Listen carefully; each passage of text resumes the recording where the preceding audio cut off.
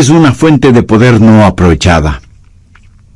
Ahora su vida espiritual o la mía no se levantará por encima de nuestras vidas de oración. Por eso debemos aprender cómo orar. En este pasaje de las Escrituras, Jeremías está en problemas. Y está en problemas por predicar la verdad. Sedequías, el rey, lo ha puesto en prisión. Y ahí en la prisión, Dios misericordiosamente le habla y le invita a orar. Y este es el trasfondo de Jeremías 33:3, donde Dios dice: clama a mí, y yo te responderé. Quiero que note conmigo la orden o mandamiento que Dios dio. No dijo el pedido o la invitación, sino el mandamiento que Dios dio. Le ordenó a Jeremías que orara. Le dijo: clama a mí. Jesús dijo que los hombres deben orar siempre. Y el apóstol Pablo dijo que debemos orar sin cesar. Este es un mandamiento de Dios Todopoderoso y es quien Dios toma la iniciativa. Dios le dijo a Jeremías: llámame. ¿Alguna vez ha tenido la tarjeta personal de alguien importante con su número telefónico privado y quien se la dio le dijo: llámame? Una vez un presidente de los Estados Unidos hizo eso conmigo. Bueno, me dijo: si puede hacer esto, déjeme saberlo. Esta es mi tarjeta.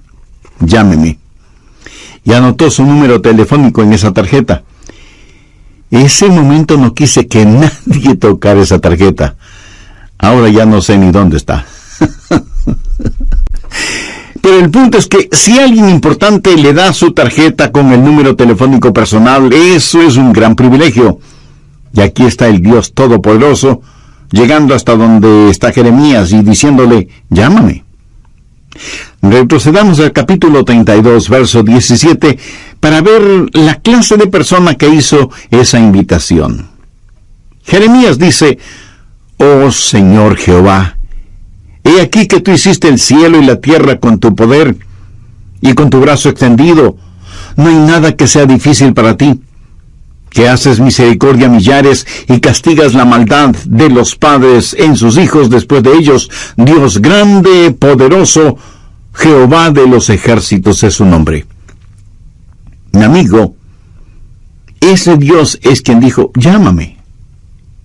Él es quien dio su número privado, Jeremías 33:3, y dijo: aquí está mi número privado, quiero que me llames. Es mi invitación para ti.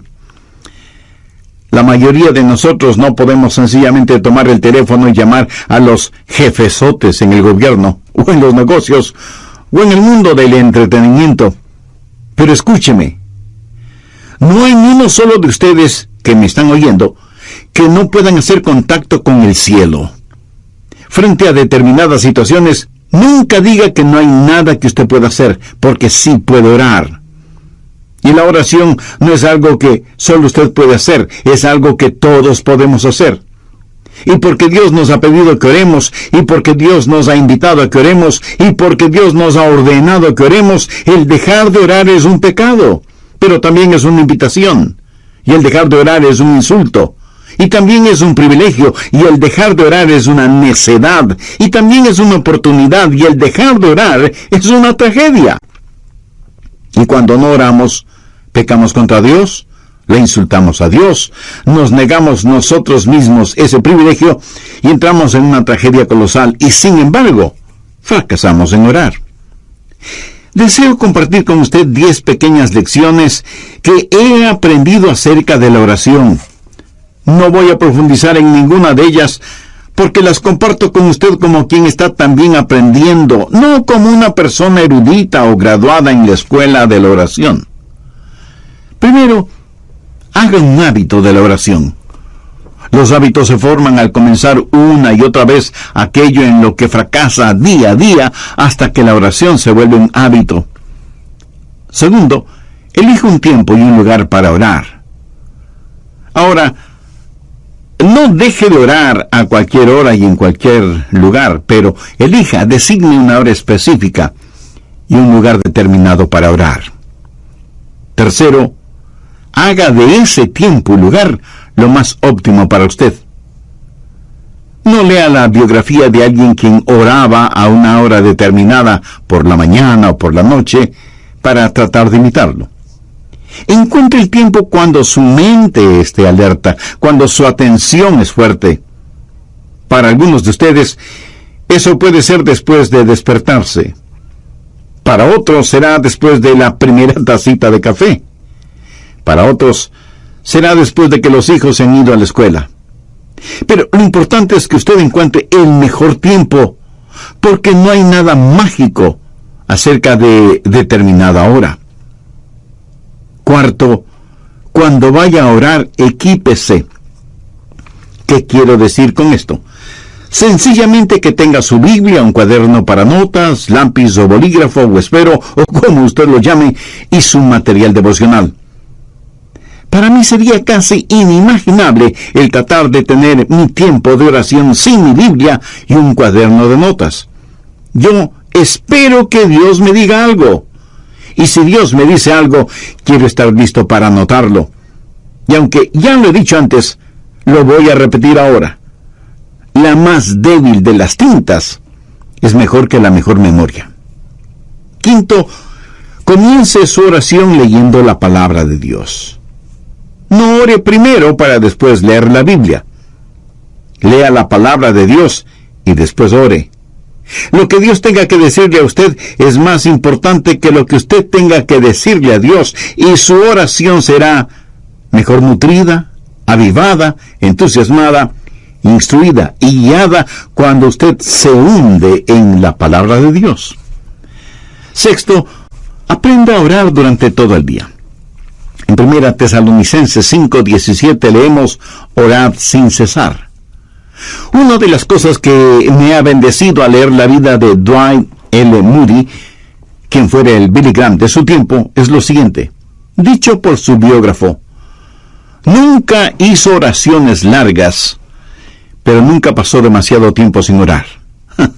¿No es eso extraordinario? Nunca pasó demasiado tiempo sin orar. La oración fue para Moody un estilo de vida, y cuando algún asunto surgía, él oraba por eso. Yo tengo el hábito de orar por otros pastores cuando leo los boletines de sus iglesias. Oro por las iglesias cuando paso frente a ellas. Oro por las personas a quienes escribo cartas. Y aún mi correspondencia oficial es, para mí, motivo de oración. Leo el periódico buscando oportunidades para orar, no solo por las personas que han sufrido alguna tragedia, sino por aquellos que ocasionaron la tragedia. Y a medida que lee su Biblia, pregunte: Señor, ¿qué significa eso? Explícamelo. Hable con Dios. El otro día yo estuve en mi automóvil y le decía al Señor que le amaba, y comentaba con él una hermosa puesta de sol. Estoy seguro que a Él le agrada el que sus hijos aprecien las cosas hermosas que Él ha creado y que se lo digan. Séptimo, mantenga un registro de sus pedidos de oración y de las oraciones contestadas. Yo no hago esto tan bien como otras personas lo hacen. Tengo un cuaderno y escribo necesidades de oración y pedidos por los que he orado. El otro día estuve revisando uno de esos cuadernos de hace 10 o 15 años atrás, y fue una bendición increíble el ver cuántas oraciones Dios ha contestado, por algunas de las cuales ni siquiera le había agradecido. Amigo, aumentará su fe si mantiene un registro de sus oraciones, lo que solicita, lo que recibe y cuando lo recibe. Octavo, cuando ora, póngase la armadura de Dios. No faltará quien me pregunte: pastor, pero si voy a orar, ¿para qué necesito ninguna armadura? Porque, mi amigo, la oración es una verdadera batalla. Aunque usted no lo crea, toda la artillería del infierno estará en su contra cuando ora. Quiero decir, justo cuando usted va a comenzar a orar, el perro comienza a ladrar, el bebé llora fuertemente, el teléfono suena, alguien llama a la puerta, los niños empiezan a pelear, algo se quema en la cocina y mil y una cosas más, y usted siente que tiene sueño y su mente comienza a divagar, etcétera, etcétera. ¿Necesita o no ponerse la armadura de Dios cuando va a orar? Definitivamente que sí. Noveno, si usted está solo o sola, ore en voz alta. Hay algo muy especial en orar en voz alta, vocalizando su oración. Por lo menos le ayuda a su mente a no divagar. Si está en un sitio en donde no moleste la privacidad de nadie, ore en voz alta. Ahora, no creo que es una buena idea el orar en voz alta cuando está en medio de una multitud. Alguien pudiera pensar que usted ha perdido un tornillo en la cabeza y pudiera terminar en el manicomio. Ahora, si su mente es como la mía, querrá hacer cualquier otra cosa cuando usted comienza a orar. ¿No ha notado cuán difícil es permanecer enfocado cuando empieza a orar? Y es justo cuando comienza a orar que su mente empieza a pensar, bueno, necesito hacer esto y aquello y lo demás allá. Bueno, tengo un secreto que lo leí en alguna parte, lo puse en práctica y da maravillosos resultados, ya se lo diré. 10. Si la cosa que distrae su atención de la oración es tan importante y está en su mente, ore por eso. ¿Sabe de lo que estoy hablando? Si, por ejemplo, estoy orando por los enfermos y el Señor me dice, Adrián, tienes que preparar un mensaje, dejo de orar por los enfermos y ese mismo instante oro por el mensaje. Hecho eso, puedo concentrarme en aquello que está en mi mente y que es el punto central de mi oración. Evidentemente, eso es lo que está en mi subconsciente y por lo cual quiero orar. En Mateo 21:22, el Señor Jesucristo dijo, y todo lo que pidiereis en oración, creyendo, lo recibiréis. Pero quiero que vea una segunda cosa. He hablado del mandamiento de orar. En Jeremías 33:3, Dios dice, clama a mí. Ahora, con el mandato quiero que note la confianza y la seguridad que viene con esa orden. Clama a mí y yo te responderé. Ahora, ¿es esa la verdad o no lo es? Es la verdad. El Dios Todopoderoso ha dicho, y yo te responderé. Eso da confianza, seguridad. Y sea que usted lo entienda o no, es la verdad. Dios responde cuando clamamos a Él. Dios contesta nuestras oraciones. Es promesa de Dios que cuando le pedimos en oración, creyendo, Él nos contesta. Suponga que usted envía una carta al presidente de su país, quejándose de alguna cosa. Ahora suponga que el presidente, en verdad, lee su carta. Sí, claro. Menos mal que solo estamos suponiendo. Unos días después de que usted envió su carta, llaman a la puerta de su casa y cuando usted abre la puerta, se encuentra frente a frente con el presidente. Usted se queda sin habla debido a la sorpresa y más aún cuando su presidente le dice, recibí tu carta y vengo a darte una respuesta personalmente. Como esto más bien suena a ciencia ficción, recuerde que solo estamos suponiendo. Ahora deje de suponer. Dios mismo ha dicho, yo soy el que personalmente voy a contestarte. Y cuando Dios nos contesta, Él lo puede hacer de 4 maneras. Primero, su respuesta puede ser específicamente entregada.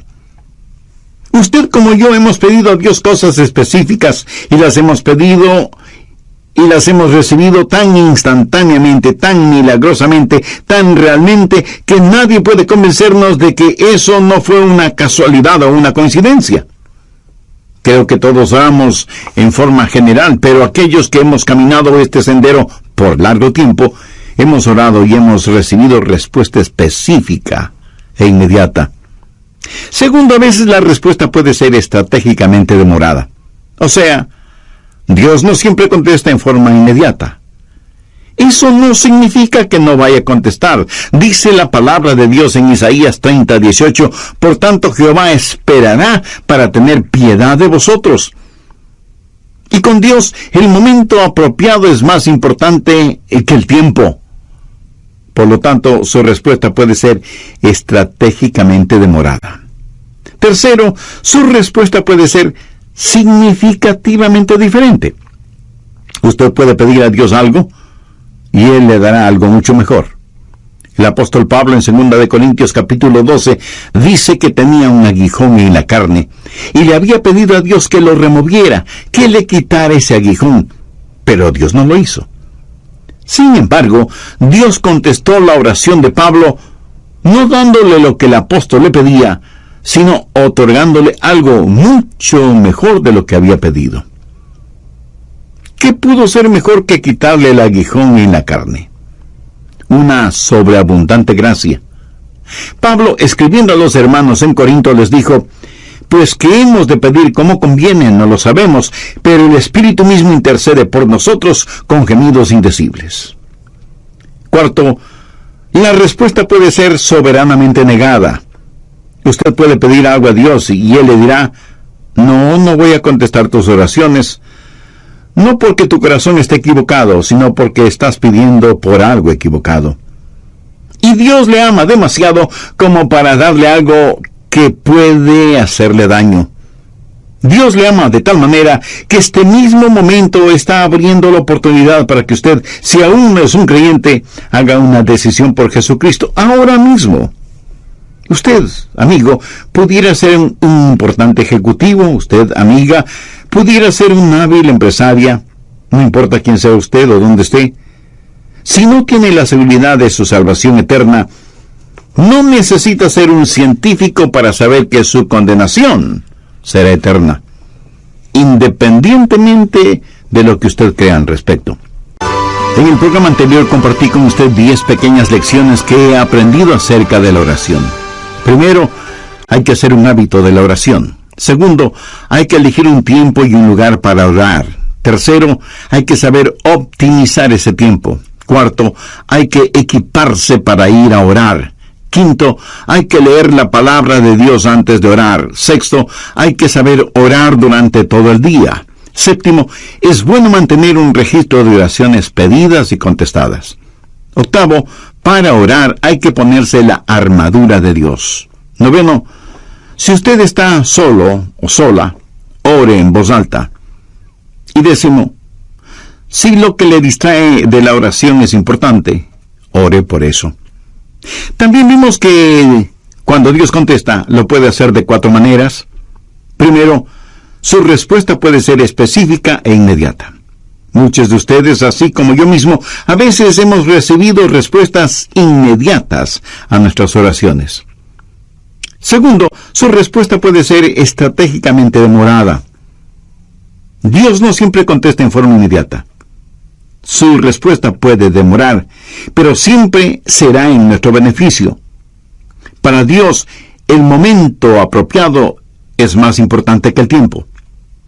Tercero, su respuesta puede ser significativamente diferente. Dios le puede dar algo totalmente diferente de lo que usted pidió, pero siempre será algo mucho mejor de lo que fue su pedido. Cuarto, su respuesta puede ser una negativa soberana. Cuando Dios no contesta su petición, no es porque necesariamente haya pecado en su vida, sino porque su petición está equivocada. Y Dios jamás le dará algo que pueda dañarle, no importa con cuánta intensidad se lo pida. Por ejemplo, una jovencita cristiana puede enamorarse apasionadamente de un joven no creyente, carnal, mundano, pero ella, cegada por lo que cree es amor, le pide a Dios que le dé a ese joven por esposo. No le pide a Dios que el joven se convierta. Dios, para protegerla, le niega su pedido. Ella, de todas maneras, se une a ese joven y esa es una receta segura para un fracaso matrimonial.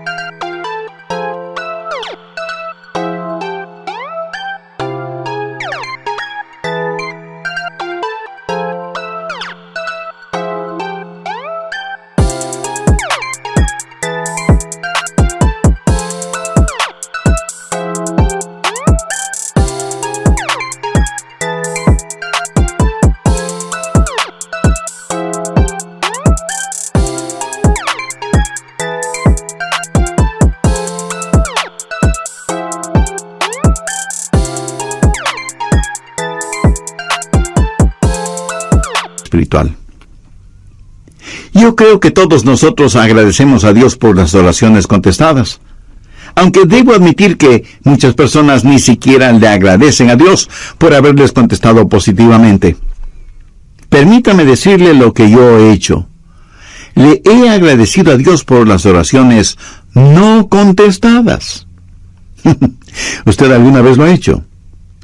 Ruth Graham, la esposa de Billy Graham, alguna vez dijo: le agradezco a Dios por las oraciones no contestadas.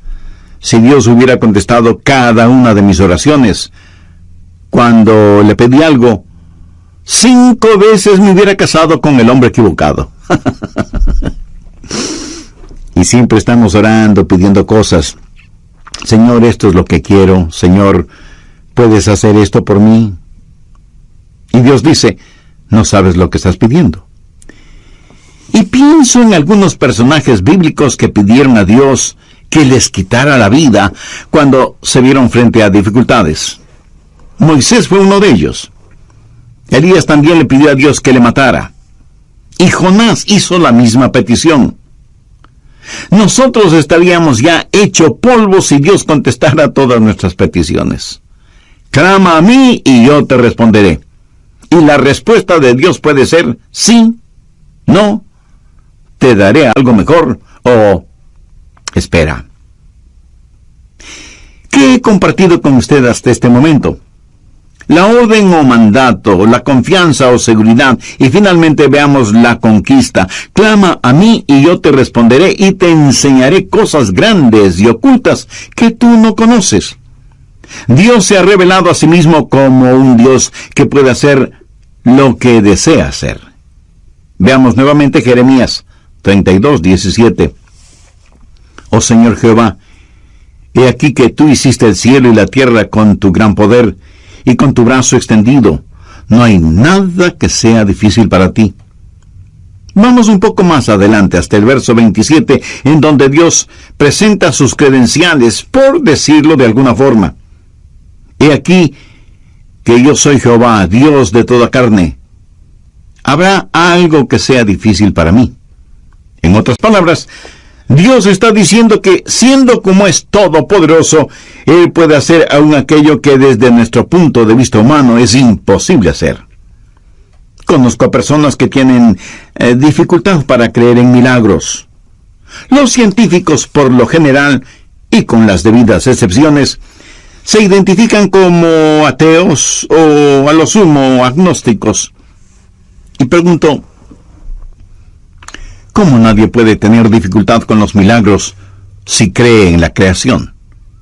Si usted puede aceptar Génesis 1:1, de ahí en adelante, todo es más sencillo de creer. La gente habla mucho de las leyes de la naturaleza y realmente no saben de lo que están hablando porque no existe tal cosa como leyes de la naturaleza. Lo que sí existe son las leyes de Dios que la naturaleza obedece. Dios no obedece las leyes de la naturaleza, es la naturaleza la que obedece y con exactitud las leyes de Dios. De paso, bien vale la pena mencionar que la naturaleza obedece mejor las leyes de Dios que los humanos, aunque somos los humanos los que nos hemos puesto la etiqueta de ser inteligentes. Dios lo creó todo, y lo creó como quiso crearlo. Jamás piense que Dios tuvo necesidad de nombrar varios comités de ángeles, serafines y querubines para que le asesoren en cómo debía crearlo todo. Si tal hubiera sido el caso, a lo mejor nada existiría, porque usted sabe cómo marchan las cosas cuando están de por medio los famosos comités, ¿verdad? Pero no permita que nadie le diga que la época de los milagros ya pasó. En Génesis 18:14 encontramos una muy interesante pregunta. ¿Hay para Dios alguna cosa difícil? Mi amigo, el problema no es con Dios y su habilidad. Anote al margen Mateo 17, los versos del 19 al 21. Viniendo entonces los discípulos a Jesús aparte, dijeron: ¿por qué nosotros no pudimos echarlo fuera? La referencia es que ellos habían tratado de sanar a un joven lunático o poseído por el diablo, pero no habían podido hacerlo. Cuando Jesús intervino, sanó de inmediato al joven. Eso motivó que ellos preguntaran a Jesús, ¿por qué nosotros no pudimos echarlo fuera? Jesús les dijo, por vuestra poca fe. Porque de cierto os digo que si tuviereis fe como un grano de mostaza, diréis a este monte, pásate de aquí y allá, y se pasará, y nada os será imposible. Subraye esa última frase, nada os será imposible. Pero este género se refiere a la posesión demoníaca. No sale sino con oración y ayuno. En otras palabras, Jesús les dijo, la razón por la que mi Padre no les contestó no es porque no tenga la habilidad para hacerlo, sino debido a la incredulidad de ustedes. Porque si tuvieran fe aún del tamaño de un pequeño grano de mostaza, podrían decir a un monte, quítate del camino, y se quitaría. Mi amigo, la más pequeña cantidad de fe es mucho más grande que la más grande dificultad. Dios le dijo a Jeremías, clama a mí y yo te responderé, y te enseñaré cosas grandes y ocultas que tú no conoces.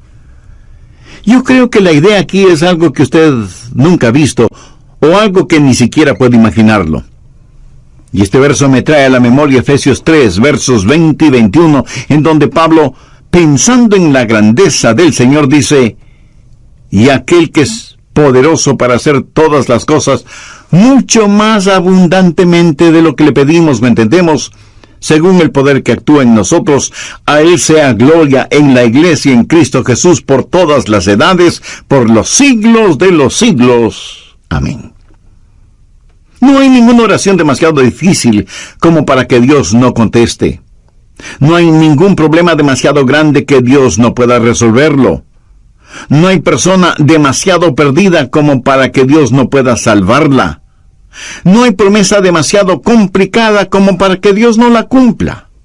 Clama a mí, y yo te responderé, y te enseñaré cosas grandes y ocultas que tú no conoces. Y si usted me pregunta, si pido a Dios algo que esté fuera de su voluntad, ¿me escuchará?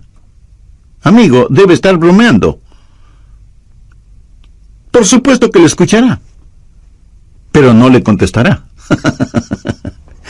Mire lo que dice 1 Juan 5:14. Y esta es la confianza que tenemos en Él, que si pedimos alguna cosa conforme a su voluntad, Él nos oye. Sabiamente se ha dicho que nada está fuera del alcance de la oración, sino aquello que está fuera de la voluntad de Dios. Quiera para usted mismo, si tuviera el suficiente sentido común para quererlo. Dios le ama. Recuerde que la única cosa que está fuera del alcance de la oración es aquello que está fuera de la voluntad de Dios. Pero para Dios no hay problema demasiado grande, ni promesa demasiado difícil, ni personas demasiado perdidas. No hay nada que Dios no pueda hacer. De hecho, al mirar este versículo en Jeremías, clama a mí y yo te responderé, y te enseñaré cosas grandes y ocultas que tú no conoces, está en realidad dentro del contexto de problemas nacionales. ¿Acaso usted no tiene un inquieto sentir acerca de todo lo que está pasando en el mundo de hoy? Dios le está diciendo a Jeremías, mira Jeremías, todo está bajo control. Ahí está Babilonia. Ahí está el cautiverio. Todas estas cosas van a suceder.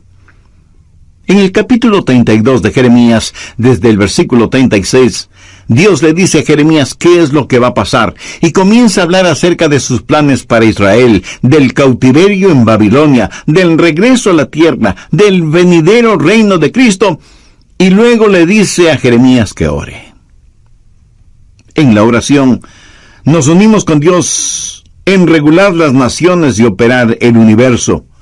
Y yo realmente no entiendo esto, pero Dios ha dicho lo que va a hacer, y nada de lo que nosotros hagamos podrá detenerlo. Y sin embargo, se nos dice que debemos orar para que venga su reino. Sabemos que un día vendrá, pero se nos dice que debemos orar. Preparando este mensaje acerca de la oración, no pude dejar de pensar qué arma es la oración en tiempos de calamidad nacional o en tiempos de cualquier clase de calamidad. Varios países del mundo tienen ya cohetes con cabezas nucleares, teledirigidos, y que dan en el blanco con precisión absoluta. Hay cohetes que pueden ser disparados desde la superficie de la Tierra, desde las profundidades del mar o desde las alturas espaciales. Pueden viajar sin que nadie los detecte, y tan velozmente como el pensamiento, y pueden tener una detonación demorada. Y si al decir lo que voy a decir usted piensa que estoy cambiando de tema, no es así. Solo escúcheme atentamente. ¿Sabía que en Juan 17 Jesús oró por usted y por mí? Veamos el verso 20. Mas no ruego solamente por estos, sino también por los que han de creer en mí, por la palabra de ellos. Ahí usted puede poner su nombre, o yo puedo poner el mío. Usted puede comenzar a orar ahora si es que tiene niños pequeños en su hogar, por las personas con quienes se casarán. Haga una oración de detonación retardada, sabiendo que dará en el blanco. ¿Sabe qué es lo mejor de todo esto?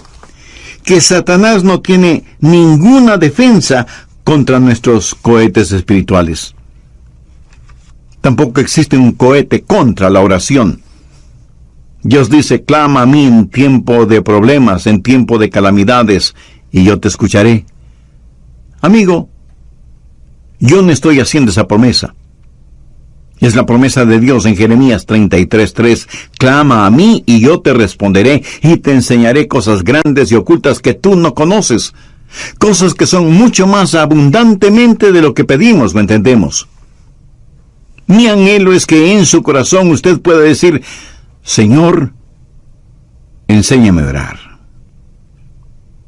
No, enséñame cómo orar, sino sencillamente, enséñame a orar. Necesitamos orar. Le agradecería que usted ore por mí, para que mi oración pueda ser más estratégica. No quiero ser un hipócrita acerca de la oración y pedirle que haga algo que yo no lo haga. Profundicemos en nuestra vida de oración y agudicemos nuestro enfoque. Vivimos en días tenebrosos y los hijos de Dios necesitamos orar. La forma de orar es tener la capacidad de decir, Padre, nuestro Padre. Pero Dios no puede ser su Padre, a menos que usted haya nacido en la familia de Dios. Y para eso, la Biblia dice que hay que nacer de nuevo. Cuando usted recibe a Jesucristo como su Salvador y Señor, ese momento Él se vuelve su Salvador, su mediador entre el hombre y Dios el Padre. Cuando lo recibe, usted nace en la familia de Dios y puede orar en el nombre de Jesús. El mismo Señor Jesucristo dijo, si algo pidiereis en mi nombre, lo haré. Pero usted no puede pedir nada en nombre de Jesús hasta que le haya recibido como Señor y Salvador. Si usted todavía no es salvo, puede serlo este mismo momento. Puede tener esa seguridad ahora mismo. Y si entre quienes me están escuchando hay alguien que no conoce a Cristo en forma personal, donde quiera que usted esté, quien quiera que usted sea, Cristo está esperando su invitación para entrar en su corazón y darle vida eterna. La Biblia dice, cree en el Señor Jesucristo y será salvo.